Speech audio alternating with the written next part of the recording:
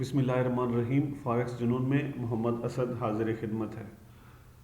दोस्तों, हमारा ये चैनल फॉरेक्स ट्रेडिंग के हवाले से होगा। इसमें फॉरेक्स जो है वो मुकम्मल तौर पर तफसील से पढ़ाई जाएगी। फॉरेक्स क्या है, फॉरेक्स ट्रेडिंग में प्रॉफिट जनरेशन कैसे होती है, फॉरेक्स में जो मुख्तलिफ कोर्सेज हैं, चाहे वो SMC हो, चाहे वो ICT हो, प्राइस एक्शन हो, MMXM हो या कोई भी और कोर्स हो, तकरीबन जितने भी फॉरेक्स के कोर्सेज हैं वो सारे इंशाल्लाह इसमें कराए जाएंगे। फॉरेक्स की आज की तारफी वीडियो, चूँकि आज की हमारी पहली वीडियो है, तो इसमें ये जानना अज हद ज़रूरी है कि फॉरेक्स ट्रेडिंग क्या होती है। आप स्क्रीन पे देख रहे हैं, लिखा हुआ है व्हाट इज़ फॉरेक्स। तो फॉरेक्स को अगर जहाँ तक देखा जाए तो ये एक बेसिकली फाइनेंशियल मार्केट है, दुनिया की सबसे बड़ी ट्रेडिंग मार्केट। इस ट्रेडिंग मार्केट में 2025 के सर्वे के अकॉर्डिंग $9.6 ट्रिलियन डेली बेसिस पे बिजनेस होता है। तो फॉरेक्स ट्रेडिंग में जो है ये बेसिकली करेंसीज का तबादला होता है, एक करेंसी लेकर दूसरी करेंसी देनी होती है।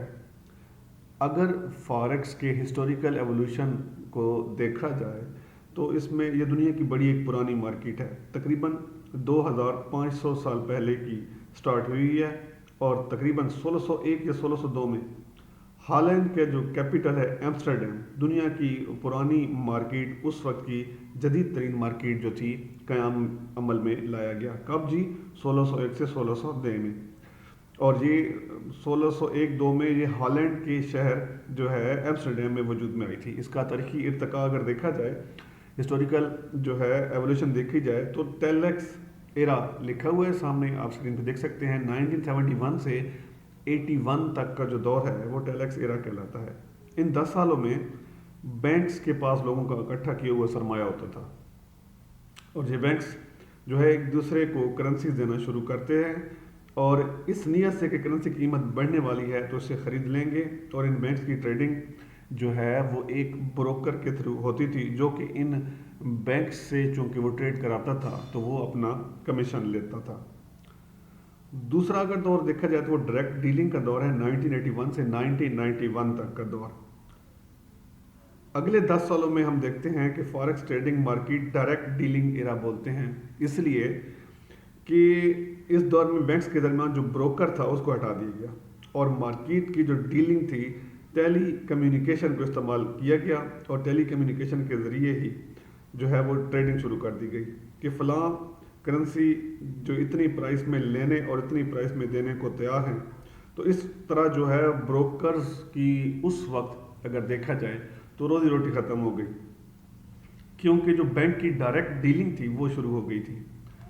नेक्स्ट है जनाब इलेक्ट्रॉनिक एरा, 1991 से 2000 का एरा।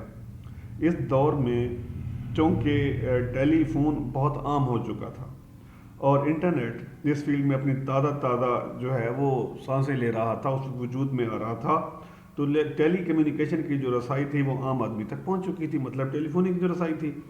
तो लोग टेलीफोन आम होने की वजह से बैंक में पड़े हुए जो उनके अमाउंट होती थी, पैसे हुए होते थे, इन्वेस्टमेंट्स होती थी, वो बैंक को कॉल करते थे कि लोग जो है, अब लोगों ने ना अपना एनालिसिस शुरू कर दिया था करना, ठीक है जी, कि फ़लाँ करेंसी का रेट बढ़ सकता है, तो वो कॉल कर देते कि मेरी फ़लाँ करेंसी की, मेरी जो इतनी अमाउंट पड़ी है उसमें से इतनी अमाउंट की फ़लाँ करेंसी ख़रीद ली जाए, ठीक है जी। तो इस तरह से इलेक्ट्रॉनिक एरा जो है वो मतलब काम होता रहा। जो नेक्स्ट एरा है वो एल्गोस एरा कहलाता है। 2001 से लेकर आज तक का जो दौर है, स्क्रीन पे आप देख सकते हैं कि जैसा कि आगे हम इंशाल्लाह हम पढ़ेंगे कि मार्केट का अपना एक एल्गोरिथम है, सॉफ्टवेयर वगैरह, इसी एल्गोरिथम के तहत मार्केट काम करती है।